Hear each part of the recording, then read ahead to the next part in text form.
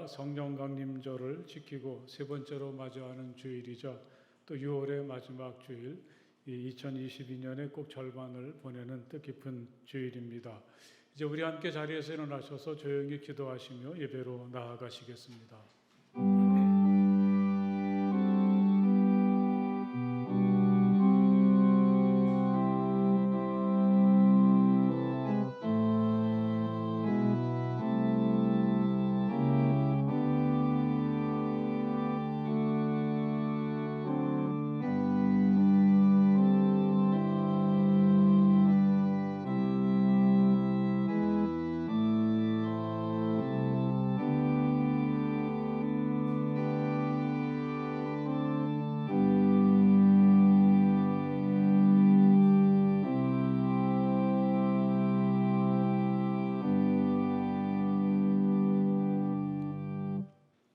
만군의 주님, 주님이 계신 곳이 얼마나 사랑스러운지요. 내 영혼이 주님의 궁전뜰을 그리워하고 사모합니다. 내 마음도 이 몸도 살아계신 하나님께 기쁨의 노래 부릅니다. 만군의 주님, 나의 왕, 나의 하나님, 참새도 주님의 제단 곁에서 제 집을 짓고 제비도 새끼칠 보금자리를 얻습니다. 주님의 집에 사는 사람들은 복됩니다. 그들은 영원토록 주님을 찬양합니다. 아멘.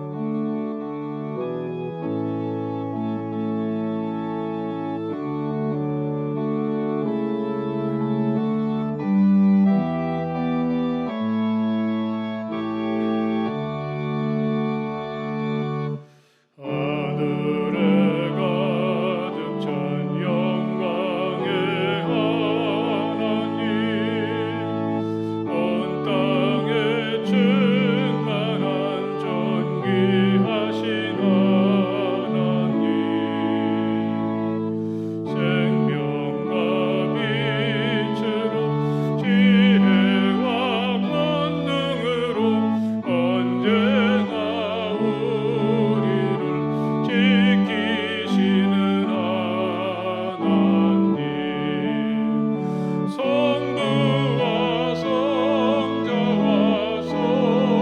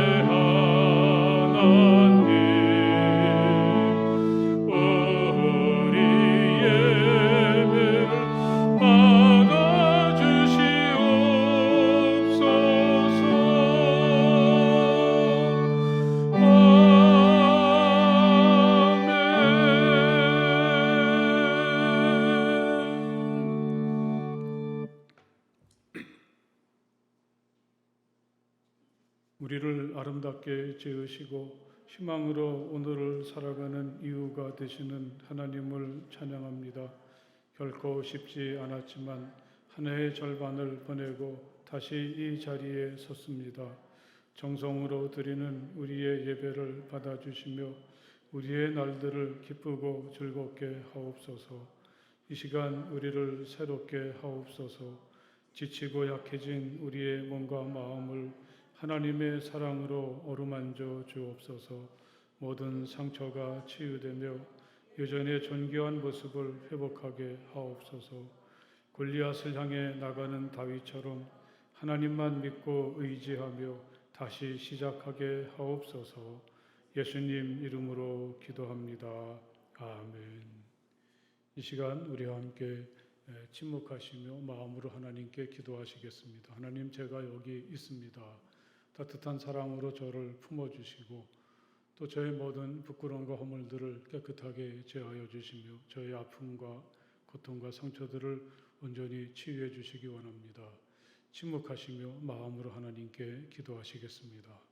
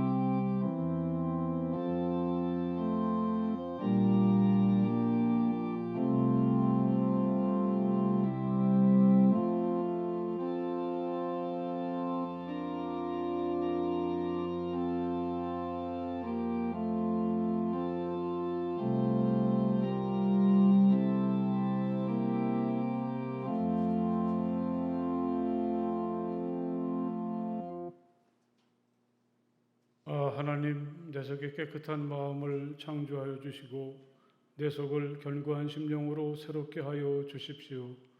주님 앞에서 나를 쫓아내지 마시며 주님의 성령을 나에게서 거두어 가지 말아 주십시오.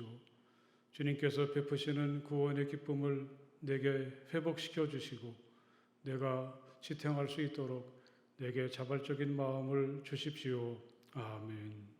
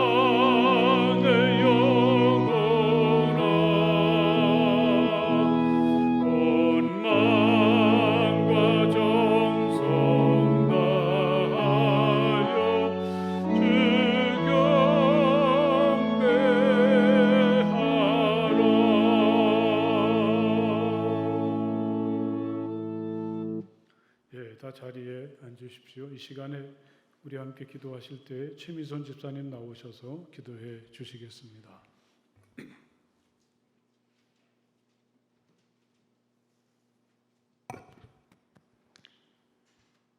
다 같이 기도드리겠습니다. 만물을 다스리시고 통치하시는 하나님 아버지, 주님 앞에 나와 신령과 진정으로 예배드려오니 저희의 예배를 받아 주시옵소서. 후국의 달 6월입니다. 나라가 어려울 때마다 저희를 지켜주신 은혜로우신 하나님 아버지, 지금까지 시련과 고난과 한반도를 지켜주시고 자유와 평화를 주심을 감사드립니다. 코로나19로 인해 힘들어하고 있습니다. 후유증 없이 순조롭게 면역이 생겨 코로나가 중식되고 원래 생활로 회복될 수 있도록 주님 역사하여 주시옵소서. 예배드리는 이 자리에 성령 충만하게 하옵시고 새 사람으로 거듭나게 하옵소서. 저희들은 항상 부족하고 나약합니다. 세상에 주는 염려, 걱정, 두려움은 사라지게 하시고 감사와 찬양을 드릴 수 있도록 믿음을 허락하여 주시옵소서. 저희들의 생각을 제거하여 주시고 주님의 뜻 가운데 거듭나게 하여 주시옵소서. 성령의 역사하심으로 하늘의 것으로 채우게 하시옵소서. 이런저런 사정으로 예배를 참석하지 못하신 성도님들을 주님 기억하여 주시옵소서. 몸이 아파 투병하시는 분들 주님의 십자가의 보혈로 안수하여 주시옵소서. 오늘도 단위에 세우신 저희 목사님 영육간의 강건함으로 지켜주시옵고 말씀 전하실 때 성령 충만으로 은혜로운 시간 되게 하시옵소서. 주시는 말씀을 통하여 저희가 세상을 이길 힘을 얻기를 원하오며 귀하신 예수님의 이름으로 잠시 기도드렸습니다. 하나님께서 오늘 우리에게 주시는 말씀은 구약성경 열왕기하 2장의 말씀이 되겠습니다. 열왕기하 2장 6절에서부터 14절까지의 말씀을 다 찾으십시오. 열왕기하 2장 6절에서부터 14절까지의 말씀을 이제 제가 봉독하겠습니다. 엘리야가 엘리사에게 말하였다. 나는 주님의 분부대로 요단강으로 가야 한다. 그러나 너는 여기에 남아 있거라. 그러나 엘리사는 주님께서 살아계심과 스승께서 살아계심을 두고 맹세합니다. 나는 결코 스승님을 떠나지 않겠습니다 하고 말하였다. 그리하여 두 사람은 함께 길을 떠났다. 예언자 수련생들 가운데서 50명이 요단강까지 그들을 따라갔다. 엘리야와 엘리사가 요단강가에 서니 따르던 제자들도 멀찍이 멈추어 섰다. 그때에 엘리야가 자기의 겉옷을 벗어 말아서 그것으로 강물을 치니 물이 좌우로 갈라졌다. 두 사람은 물이 마른 강바닥을 밟으며 요단강을 건너갔다. 요단강 맞은쪽에 이르러 엘리야가 엘리사에게 말하였다. 주님께서 나를 데려가시기 전에 내가 네게 어떻게 해주기를 바라느냐. 엘리사는 엘리야에게 스승님이 가지고 계신 능력을 제가 갑절로 받기를 바랍니다 하고 대답하였다. 엘리야가 말하였다. 너는 참으로 어려운 것을 요구하는구나. 주님께서 나를 너에게서 데려가시는 것을 내가 보면 내 소원이 이루어지겠지만 그렇지 않으면 그것이 이루어지지 않을 것이다.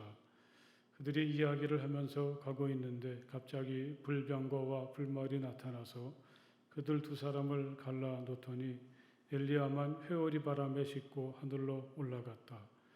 엘리사가 이 광경을 보면서 외쳤다. 나의 아버지, 나의 아버지, 이스라엘의 병거이시며 마병이시오. 엘리사는 엘리야를 다시는 볼 수 없었다. 엘리사는 슬픔에 겨워서 자기의 겉옷을 힘껏 잡아당겨 두 조각으로 찢었다. 그리고는 엘리야가 떨어뜨리고 간 겉옷을 들고 돌아와 요단강가에 서서 엘리야가 떨어뜨리고 간 그 겉옷으로 강물을 치면서 엘리야의 주 하나님, 주님께서는 어디에 계십니까? 하고 외치고 또 물을 치니 강물이 좌우로 갈라졌다. 엘리사가 그리로 강을 건넜다. 아멘. 여러분 참 반갑습니다. 하나님께서 주시는 평화가 오늘도 이 성전에서 또는 여러분들이 계신 가정이나 있는 곳에서 하나님을 예배하는 모든 분들에게 임하시기를 간절히 바랍니다. 우리 옆에 계신 분들하고 하나님의 평화가 당신에게 임하시길 빕니다. 함께 인사해 보십시오. 하나님의 평화가 당신에게 임하시길 빕니다. 네, 오늘은 2022년의 절반을 보내는 6월의 마지막 주일입니다. 여러분 지난 반년은 어떠하셨습니까? 사실은 이렇게 묻기조차 좀 어색합니다. 누구에게나 쉽지 않은 시간이었고 또 우리를 기다리고 있는 앞날은 살아온 날들보다 더 불투명하죠. 그래도 그 힘든 코로나도 버티었는데 이번 한 주간은 서로를 많이 격려하고 많이 축복해 주십시오. 또 이 자신에 대해서도 많이 격려하고 많이 축복하십시오. 너 힘든 시절 잘 견디어냈어.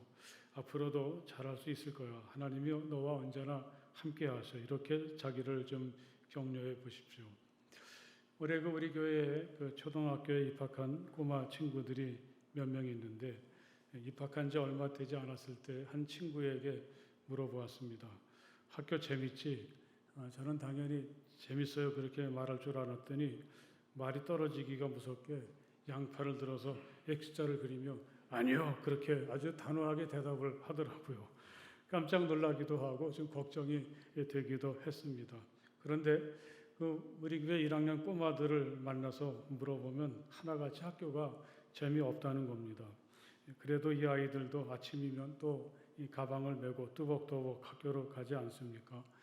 즐기는 사람들을 당해낼 수 없다고들 말하지만 인생을 즐기기란 정말 쉽지 않은 것 같습니다.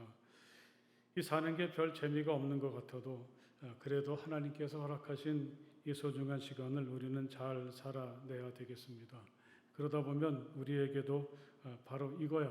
마치 예수님이 말씀하셨던 것처럼 소중한 부활을 찾아서 만족하고 기뻐하는 순간이 다가오지 않겠습니까?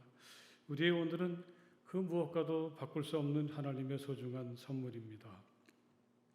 지난주에 우리는 엘리야를 읽었는데 오늘도 엘리야입니다. 하나님은 그 산을 쪼개는 강한 바람도 아니고 지진도 아니고 불도 아니고 아주 부드럽고 조용한 소리, 귀를 기울이지 않으면 들을 수 없는 소리를 통해서 이 절망한 엘리야에게 다가오셨죠. 이 부드럽고 조용한 소리 자체가 그가 그동안 생각하지 못했던 하나님의 메시지와 마음을 담고 있습니다. 그가 거두었던 이 갈멜산에서의 대단한 승리 같은 큰 일도 중요하지만 겉으로 드러나지 않는 평범한 일상 속에서 하나님을 느끼고 경험하고 그 은혜 안에 사는 일도 참 중요하다는 것. 또 지금 너는 혼자라고 이 세상에 믿을 만한 사람 하나 없다고 하지만 둘러보면 참 좋은 사람들이 얼마든지 있다는 것을 하나님은 엘리야에게 일깨워 주셨습니다. 하나님께서 그에게 세 가지 임무를 내리셨는데 그중 하나가 엘리사에게 기름을 부어서 그의 후계자로 삼는 일입니다. 엘리야는 엘리사를 찾아갔습니다. 엘리사는 밭을 갈고 있었습니다. 12겨릿소를 앞세우고 밭을 갈고 있었다고 하니까 소 24마리로 가는 밭은 얼마나 넓을까요? 또 일꾼도 적지 않습니다. 아마 엘리사는 꽤나 부자였던 것 같습니다. 엘리야는 그의 곁을 지나가면서 자기의 위트를 벗어서 그에게 불쑥 던졌습니다. 그게 전부였습니다. 엘리사는 그게 무슨 의미인지를 알았습니다. 그는 그 순간에 하던 일을 멈추고 엘리야에게 다가와서 부모님께 작별 인사를 드리고 당신을 따르겠노라고 이야기했습니다. 그때 그 엘리야의 반응이 참 이상했습니다. 내가 내게 무엇을 하였기에 그러느냐. 마치 엘리사에게 아무런 행동도 하지 않은 것처럼 대답을 합니다. 아무래도 이 엘리야의 태도는 좀 이상합니다. 혹시 엘리사가 마음에 들지 않는 걸까요? 그래도 엘리사는 흔들리지 않았습니다. 그는 자기가 몰던 겨릿소 2마리를 잡았습니다. 그리고 멍에를 불쏘시개 삼아서 고기를 삶아서 사람들을 대접하고 엘리야의 제자가 되어서 길을 떠납니다. 시간이 흐르고 이제는 엘리야가 하늘로 올라갈 때가 되었습니다. 2장 1절에 보면 주님께서 엘리야를 회오리 바람에 실어 하늘로 데리고 올라가실 때가 되니 이제는 엘리야가 그렇다면 하나님께서 후계자로 지명하신 엘리사에게 차분히 그런 사정을 말하고 자기 곁을 떠나지 말도록 해야 될 것 같은데 엘리야는 그와 반대입니다. 자꾸만 엘리사를 따돌리려고 합니다. 그는 길갈에서 베델로 가면서 나는 주님의 분부대로 베델로 가야 한다. 그러나 너는 여기 남아있거라. 그 말을 들을 엘리사가 아니죠. 그는 엘리야가 반대하는데도 스승을 떠나지 않겠노라고 말하면서 베델까지 함께 갑니다. 베델에 도착하고 나니까 이번에는 여리고로 가야 한다며 엘리야는 홀로 길을 떠나려고 합니다. 이번에도 엘리사는 엘리야를 따라 여리고까지 가죠. 도대체 이런 엘리야의 행동을 어떻게 이해해야 될 것인지 혹시 엘리사를 끝까지 떠보는 것은 아닌가 상상해 보았습니다.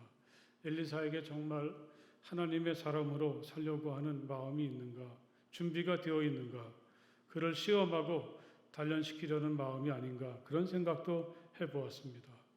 어쨌든 마지막을 앞둔 엘리야의 여정은 계속되었습니다. 엘리야는 요단강을 갑니다. 이번에도 엘리사를 떼어놓고 가려고 하지만 엘리사는 결코 멈출 수가 없죠. 마침내 다른 모든 사람들은 요단강가에서 걸음을 멈추고 엘리야와 엘리사 두 사람만 강물 앞으로 내려갔습니다. 그때 엘리야는 자기가 입던 겉옷을 벗더니 둘둘 말아서 그곳으로 강물을 쳤습니다.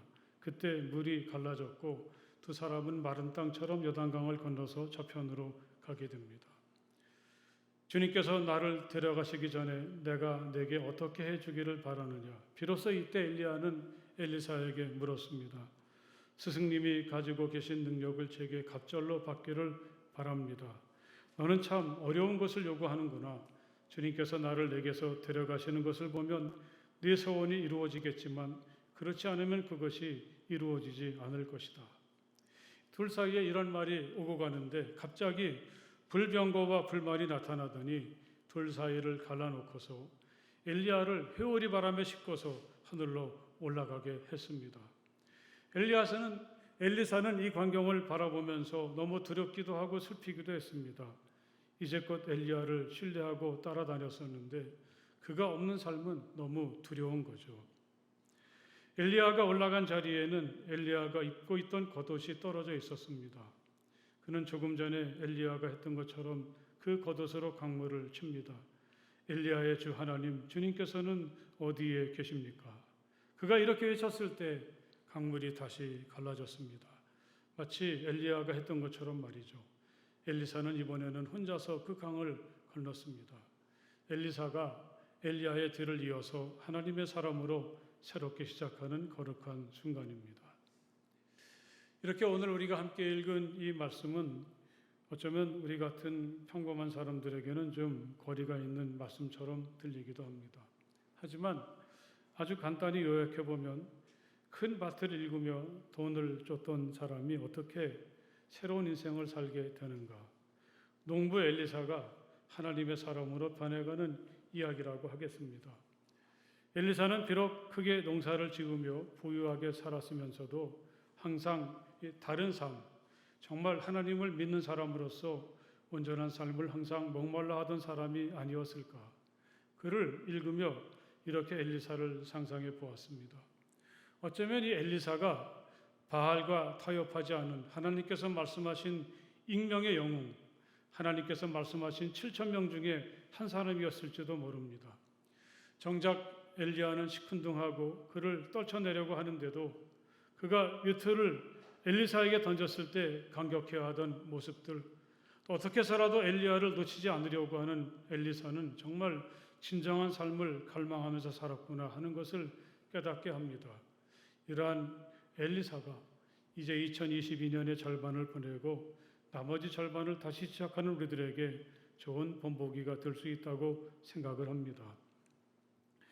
오늘 말씀을 읽을 때 여러분들도 혹시 그런 것을 느꼈는지 모르겠는데 엘리사가 엘리야를 만나고 또 그를 향한 하나님의 부르심을 깨닫는 과정에서 엘리야의 외투 또는 엘리야의 겉옷이 중요한 역할을 한다는 것을 느꼈습니다. 엘리야가 엘리사에게 그를 처음 만나서 자신의 외투를 던지던 이야기를 먼저 생각해 보겠습니다. 엘리야가 호렙산의 한 동굴에 도피해 있다가 하나님을 만난 다음에 그는 엘리사에게 하나님의 소명을 전하죠. 말씀드렸던 것처럼 엘리야는 엘리사를 찾아가서 마침 소를 몰면서 밭을 갈던 엘리사에게 자기 외투를 던졌습니다. 그게 전부였습니다. 하나님이 너를 부르신다. 하나님이 너를 내 후계자로 삼으셨다. 이런 설명을 엘리야는 하지 않았습니다. 그런데 그 일이 있은 다음에 엘리사는 모든 걸 정리하고 엘리야를 따르기 시작했습니다. 엘리야가 자신의 외투를 엘리사에게 던졌을 때 그리고 엘리사가 그의 외투를 받아 들었을 때 아마 거기에는 둘 사이에 설명이 필요 없는 무엇인가가 있지 않았을까요? 엘리야가 입고 있던 외투, 그것은 엘리야의 사람됨 또는 엘리야가 추구하는 삶을 말한다고 하겠습니다. 이 성경은 그 외투가 어떤 재질로 만들어졌고 어떻게 디자인이 됐는지 여기엔 전혀 관심이 없습니다. 저는 그 외투가 어떻게 생겼는지 참 궁금했습니다. 아마 그건 결코 값이 비싸다든지 입기에 편안한 세련된 옷은 아니었을 것입니다. 신약 성경의 마가는 세례 요한을 이렇게 표현했죠. 요한은 낙타 털옷을 입었다. 이 세례 요한의 원형이 바로 엘리야인 셈인데 여기서 상상을 해보면 아마 그 외투는 찬바람이나 추위를 잘 견디게 해주는 아주 무겁고 투박한 이 도시의 안락한 생활과는 맞지 않는 옷이겠죠. 엘리사는 엘리야의 외투가 자신에게 던져졌을 때 그 의미를 잘 알고 있었습니다. 하나님께서 나에게 새로운 역할과 사명을 내려주시는구나. 그의 외투는 자기가 입고 있는 옷과 비교하면 훨씬 싸구려일 수도 있고 또 불편하기도 하고 무겁기도 하고 안락하지도 않습니다. 그런데 그 내면에는 이렇게 겉으로 드러나지 않는 이 값으로 따질 수 없는 소중한 게 담겨 있습니다. 그건 엘리사를 이제까지와는 전혀 다른 정말 그가 살고 싶었던 새로운 삶으로 초대하시는 하나님의 초대입니다. 엘리사가 엘리야의 외투를 입게 될 때 그는 이제까지와는 전혀 다른 사람으로 다시 시작할 수가 있습니다. 이 외투 얘기가 나왔는데 사람이 어떤 옷을 걸치는가 여기에 따라서 행동이 달라지기도 합니다. 저는 그 대학을 다니다가 군대를 다녀왔는데 복학을 해서 예비군 훈련을 받는 일이 있었습니다. 우리 감리교 신학대학에 군대를 갔다 온 모든 학생들이 하루를 전해서 이 군부대에 가서 훈련을 받습니다. 깨구리복이라 그러죠. 옛날에 모두가 다 예비군복을 입고 모였는데 왠지 그때 그 분위기가 학교하고는 너무나 많이 달랐습니다. 저도 그랬지만 모든 사람들의 말도 많이 거칠었고 행동들도 막 하는 것 같았습니다. 똑같은 사람들인데 양복을 단정하게 입고 나타나면 영락없는 전도사님들이죠. 그런데 깨구리복을 입고 나니까 깨구리들이 되더라고요. 이 사람이 어떤 옷을 입는가? 입은 옷이 어떤 때에는 그 사람의 행동이나 생각에 영향을 미치게 되죠. 어쩌면 그래서 다른 사람들은 도저히 살 수 없는 명품을 찾는지도 모르겠습니다. 남들은 못 입는 옷을 입을 때 자기들이 특별하다 그런 생각을 하게 되는 걸까요? 엘리야에게 그런 기회가 온 거죠. 이 밭을 가느라고 일하기 편한 일상적인 옷을 입고 있었는데 그에게 이제 하나님의 사람 엘리야가 입고 있던 옷이 던져졌으니까요. 이 옷을 받아들일까 그렇지 않을까는 그가 결정할 몫인데 엘리야는 선뜻 엘리야의 옷을 외투를 받아들입니다. 이제까지의 삶을 정리하고 하나님께 모든 것을 맡기는 하나님의 사람으로 다시 시작하게 되었습니다. 여러분 오늘 이 말씀 속에서 이 말씀을 대할 때 우리들에게도 그런 시간이 이제 다가왔습니다. 하나님은 우리가 지금 아무리 비싸고 좋은 옷을 입고 있다고 하더라도 엘리야가 던졌던 그 외투를 받아들이고 그 옷을 입기를 기다리고 계십니다. 엘리야의 외투는 우리 옷보다 훨씬 더 불편하고 무겁고 또 시대에 훨씬 뒤떨어졌습니다. 따뜻한 환대도 없습니다. 따라오려면 따라오고 싫으면 말아라. 엘리야는 엘리사를 이렇게 성의 없게 대하지 않습니까? 하지만 그 옷을 입을 때 우리는 진정한 하나님의 사람으로서 내게 허락된 삶을 다시 시작할 수가 있게 되는 거죠. 엘리사는 이제 엘리야의 외투를 자기가 입기를 결심했습니다. 그걸 받아들이기로 결심했습니다. 나는 이제 오직 하나님만 바라보고 하나님께 모든 걸 맡기는 하나님의 사람으로 살아야 되겠다. 이런 마음을 가지게 되는 거죠. 이제 우리에게 주어진 나머지 반년을 앞에 둘 때 여러분 우리 모두에게도 이런 거룩한 다짐이 있기를 간절히 바랍니다. 난 하나님의 사람이다. 나는 평범한 사람이 아니다. 오로지 하나님만 바라보고 하나님만 의지하며 살아가는 그런 마음으로 새롭게 시작할 수 있는 우리의 앞으로의 시간이 될 수 있기를 간절히 바랍니다. 이렇게 엘리야의 외투를 받아들이고 하나님의 초대에 응답했던 엘리사에게는 한 가지 거룩한 소원이 있었습니다. 오늘 말씀 속에 잘 나타나 있죠. 엘리야가 길갈에서 베델로 여리고로 요단강으로 이렇게 다니면서 엘리사를 뿌리치려 했지만 엘리사는 그럴수록 발싹 엘리야를 따라갔습니다. 마침내 요단강을 건너고 둘만 남게 되었을 때 엘리야는 그에게 자기에게 바라는 것을 묻죠. 그때 엘리사는 이렇게 소원을 말했습니다. 스승님이 가지고 계신 능력을 제가 갑절로 받기를 바랍니다. 어떻게 보면 엘리야를 당황하게 하는 무척 교만하고 건방진 요구처럼 느껴지기도 하죠. 나는 당신보다 더 능력 있는 사람이 되었으면 좋겠습니다. 당신보다 2배 되는 능력을 받았으면 좋겠다. 이렇게 읽을 수도 있죠. 그런데 이런 뜻이 결코 아닙니다. 유진 피터슨 목사는 이 대목을 이렇게 읽었습니다. 저는 스승님을 따라 살기 원합니다. 저도 스승님처럼 거룩한 사람이 되고 싶습니다. 엘리야가 여기서 갑절의 능력을 말할 때 그 갑절은 여러 형제들 중에서 맏아들에게 주어지는 몫입니다. 맏아들에게는 그만큼 무거운 책임이 주어지게 된다는 거죠. 엘리사가 엘리야에게 갑절의 능력을 요구했을 때 그건 자기가 엘리야보다 더 능력 있는 사람, 뛰어난 사람이 되길 바라는 게 아니었습니다.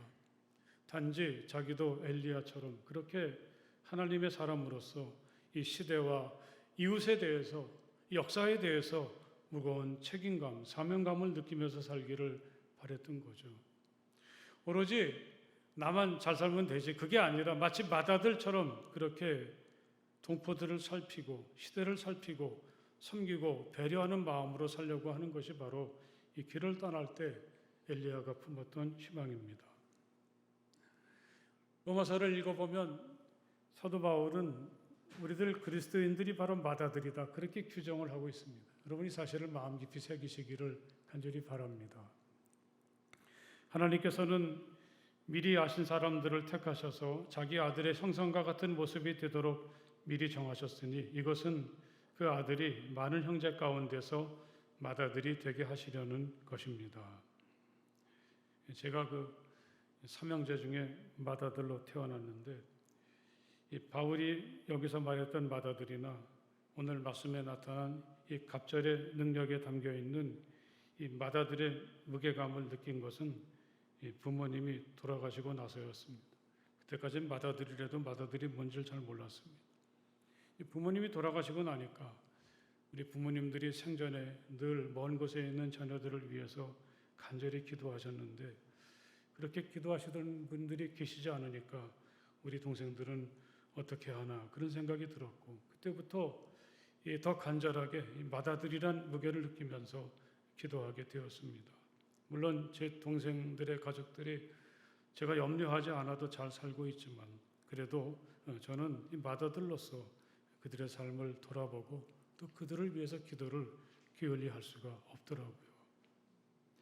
여러분, 우리가 힘이 많던 적건 많이 가졌던 적게 가졌던 하나님께서 우리들을 이 시대에 맏아들로 또 아들만 얘기하면 또 여성분들이 또 섭섭하실지 모르니까 맏딸로 그렇게 부르셨다는 사실을 기억하시길 바랍니다. 할렐루야. 우리는 우리가 몸담고 살고 있는 이 나라를 위해서 또 하나님께서 불러주신 우리의 직업이나 일터에 대해서 또 우리 주변에 어렵고 힘들게 살고 있는 우리 이웃들에 대해서 또 막중한 책임감과 무게를 느껴야 한다는 사실이죠. 하나님께서 우리를 부르신 목적은 우리가 나 하나만을 위해서 사는 것은 결코 아닙니다. 온 세상과 나라와 이웃을 살피고 그들의 어려움과 고통을 함께 짊어지려는 마음으로 살라는 하나님의 마음을 헤아리면서 이 시대 하나님의 맏아들로 하나님의 맏딸로서 오늘을 살아가는 우리 모두가 될 수 있기를 간절히 바랍니다. 이 마지막으로 엘리야의 겉옷을 또 우리가 생각해 봅시다. 하나님의 사람으로 부르심 받은 엘리야의 출발이 자기에게 던져진 엘리야의 외투였죠. 이렇게 그를 향한 하나님의 부르심을 전달하고 마다들처럼 무거운 멍에를 짊어지고 살았던 엘리야가 하늘로 올라갔을 때 남아있던 것은 그가 입고 있던 겉옷입니다. 이렇게 그 엘리야의 부르심의 이야기는 엘리야의 외투로부터, 엘리사를 부르시는 이야기는 엘리야의 외투로부터 시작해서 겉옷으로 끝나죠. 외투와 겉옷이 뭐가 다른가? 거기에 대한 자세한 설명은 잘 나오지 않습니다. 어쨌든 엘리야가 두고 갔던 겉옷은 엘리사에겐 하나님께서 주시는 소중한 선물이 되었습니다. 엘리야가 입었던 겉옷이 그렇게 좋겠습니까? 그런데 그 겉옷에 감추어진 힘은 그들이 요단강을 건널 때 확실히 드러나게 되었죠. 요단강을 앞에 두고 엘리야가 겉옷을 둘둘 말아서 강물을 쳤더니 물이 좌우로 갈라지게 되었습니다. 두 사람은 육지처럼 요단강을 건넜고 요단강 저쪽에서 엘리야가 하늘로 올라갔는데 엘리사 앞에는 그가 떨어진 갑옷이 남아 있었습니다. 이번에는 엘리사가 그렇게 했습니다. 엘리야처럼 엘리야가 두고 간 겉옷으로 강물을 쳤습니다. 그러면서 그는 하나님의 능력이 엘리야의 세계에서처럼 자신에게도 나타나기를 갈망했습니다. 엘리야의 주 하나님, 주님께서는 어디 계십니까? 엘리야가 했던 것처럼 똑같은 일이 일어났습니다. 요단강이 갈라지고 그는 마른 땅을 밟으면서 강을 건넜습니다. 나는 너와 함께하고 있다. 엘리야와 함께했던 것처럼 이제 나는 너와 함께한다. 그러니 엘리사야, 두려워하지 말고 나를 믿고 엘리야처럼 너도 거침없이 하나님의 사람답게 살아라. 하나님은 엘리사에게 이렇게 말씀을 하신 것입니다. 엘리야가 남긴 겉옷은 문득 모세의 지팡이를 떠오르게 했습니다. 모세가 하나님의 사람으로 부르심 받았을 때 이제까지 계속 들고 있었던 그의 지팡이는 단순한 지팡이가 아니었죠. 너는 이 지팡이를 손에 잡아라. 그리고 이것으로 이적을 행하라. 그의 지팡이는 지금 하나님이 나와 함께 계신다는 증거가 되었습니다. 모세는 그 지팡이를 높이 들어서 홍해를 가르고 그 지팡이를 가지고 반석에서 물이 솟게 하지 않았습니까? 이렇게 하시는 분이 바로 우리 하나님이시라는 것을 믿으시기 바랍니다. 우리가 비록 힘은 약하고 가진 것 없고 세상에서 알아주는 사람이 없더라도 엘리사처럼 하나님의 맏아들이 되어서 하나님과 이웃을 섬기는 자로 살려 할 때 하나님은 엘리야가 입었던 겉옷을 우리에게도 선물로 주십니다. 엘리야의 겉옷은 다시 말하면 믿음의 겉옷이라. 내가 너와 함께한다. 어딜 가든지 나를 믿고 힘차게 걸어가고 결코 뒤돌아서지 말아라. 이렇게 말씀하시는 믿음의 겉옷입니다. 엘리야가 입었던 겉옷이나 모세의 지팡이나 그들이 가지지 못한 것들, 새롭게 구입해야 되는 것들이 아니지 않았습니까? 그들이 무심코 입었던 겉옷이 양을 치느라고 오래전부터 가지고 있었던 그 지팡이가 놀라운 일을 하게 될 줄은 그들도 몰랐던 거죠.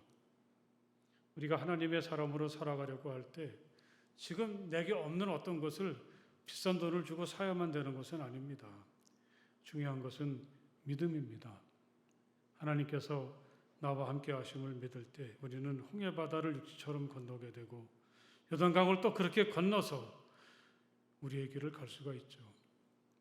하나님을 향한 우리의 믿음은 어떤 장애물도 헤쳐나갈 수가 있게 한다는 사실을 기억하시기를 바랍니다. 하나님을 믿어라. 누구든지 이 산도로 번쩍 들려서 바다에 빠져라 하고 말하고 마음에 의심하지 않고 말한 대로 될 것을 믿으면 그대로 이루어질 것이다. 이것은 예수님이 우리에게 들려주신 말씀입니다. 사랑하는 여러분, 참 어려웠지만 우리는 하나님의 은혜로 여기까지 왔습니다.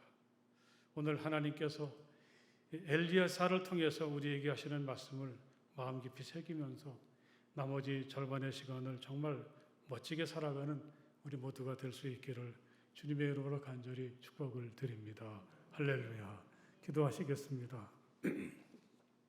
하나님 참 감사합니다. 오늘 이렇게 평범하게 농사를 짓던 엘리사가 하나님의 부르심을 받아 정말 그가 꿈꾸던 그렇지만 감히 상상할 수 없었던 멋진 삶을 시작하게 되는 것처럼 하나님께서 그렇게 우리들에게 새로운 기회로 또 축복으로 2022년의 나머지 시간을 허락해 주시는 줄 믿습니다. 우리가 이제 나머지 시간을 맞이할 때 하나님께서 우리를 하나님의 거룩한 사람으로 불러주심을 기억하며 언제나 하나님의 사람답게 설 수 있는 우리가 되게 하여 주시옵소서. 정치가도 아니고 재벌도 아니고 바로 우리가 이 시대를 책임지는 하나님의 맏아들이고 하나님의 맏딸들인 줄 믿습니다. 이 시대와 또 우리 이웃을 향해서 막중한 책임감을 느끼며 함께 하려고 하는 거룩한 목적을 가지고 살아가는 우리가 되게 하여 주시옵소서. 하나님께서 엘리사에게 이 믿음의 겉옷을 주신 것처럼 우리들에게도 주시는 줄 믿습니다. 믿음의 겉옷을 입고 힘차게 어떤 장애물도 믿음으로 극복하며 멋진 삶을 살아가는 우리 모두가 되게 하여 주시옵소서. 예수님 이름으로 간절히 기도드렸사옵나이다. 아멘.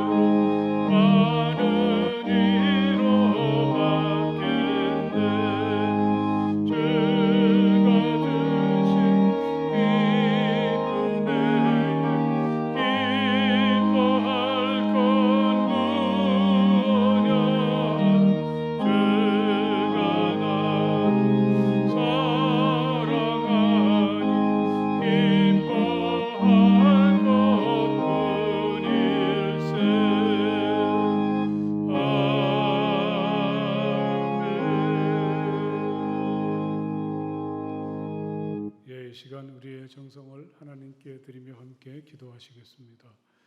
영원하시고 거룩하신 하나님 참 감사합니다. 힘들었던 시간이지만 또 하나님의 사랑을 깨달으며 다시 주님을 찬양하고 예배하게 하시니 정말 감사합니다. 이 시간 하나님 앞에 우리의 귀한 정성의 예물을 드리며 그 속에 우리 자신을 담아 드리오니 하나님 이 예물과 저희 자신을 받아 주시옵소서. 저희들의 정성이 하나님의 사랑으로 세상이 바뀌는 일에 잘 사용되게 하시고 다시 한번 하나님 앞에 자신을 드리는 이들을 주님 사랑으로 품어주시고 저희들에게 복내려 주시옵소서. 하늘의 소망을 품고 믿음의 겉옷을 걸치고 담대하고 용기 있게 거침없이 나가는 우리의 삶이 되게 하여 주시기를 간절히 바랍니다. 하나님, 우리가 애쓰고 수고할 때마다 아름답고 귀한 열매로 채워주시기 원합니다. 또 우리가 소원하고 바라는 소원들이 이루어질 수 있도록 허락해 주시옵소서. 저희가 살아가는 가정마다 복 주셔서 작은 천국을 이루게 해 주시기를 간절히 바랍니다. 우리 자녀들의 마음을 지켜주시고 저들의 길을 인도하여 주시옵소서. 하나님의 사랑받는 자녀로 믿음 안에 거하게 하시고 언제나 형통하는 존귀한 인생을 살아갈 수 있도록 복 내려 주시기 원합니다. 우리 중에 아프고 지치고 절망하고 낙심한 우리 믿음의 식구들도 많이 있습니다. 하나님 긍휼히 여겨주시고 치유하여 주셔서 다시 일어설 수 있도록 허락하여 주실 줄 믿습니다. 멀리 흩어져 있는 우리의 가족들도 있습니다. 어디에 있든지 우리 주님 항상 사랑으로 돌보아 주시옵소서. 우리 주님 예수 그리스도의 이름으로 간절히 축복하며 기도드렸사옵나이다. 아멘. 네, 할렐루야. 이 시간 여러분들 참 다시 뵙게 돼서 반갑습니다. 우리 함께 인사하시겠습니다. 사랑하고 축복합니다. 사랑하고 축복합니다.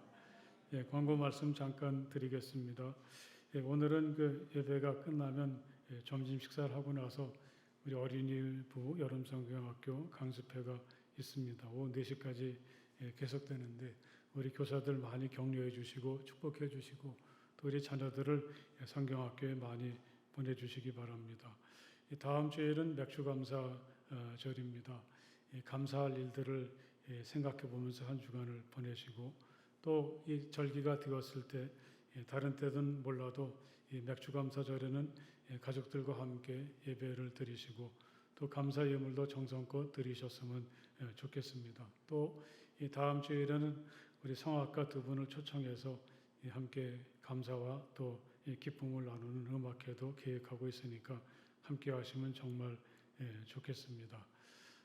다음 주일 날은 또 마리아와 디모데 선교회가 함께하는 그 특별한 그 나들이가 있습니다.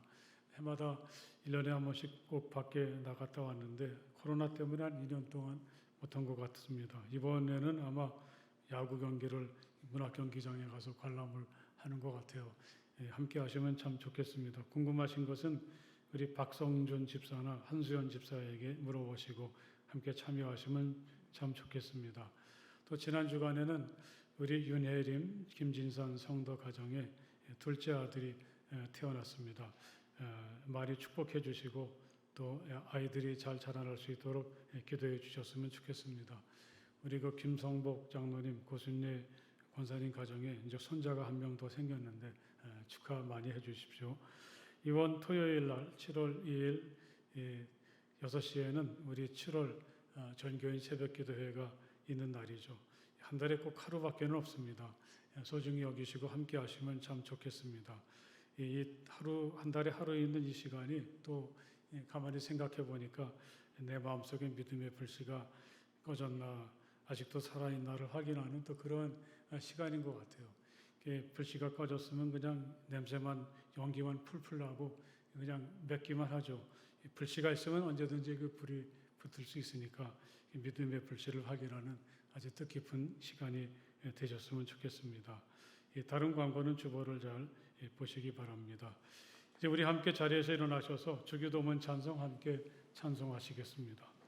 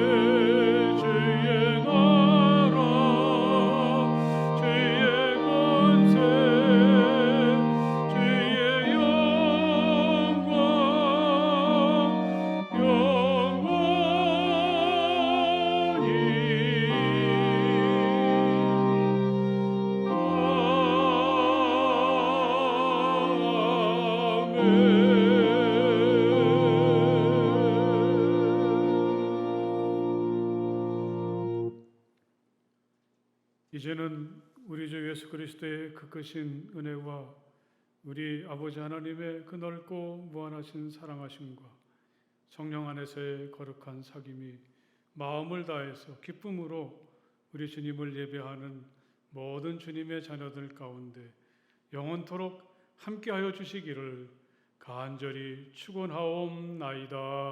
아멘.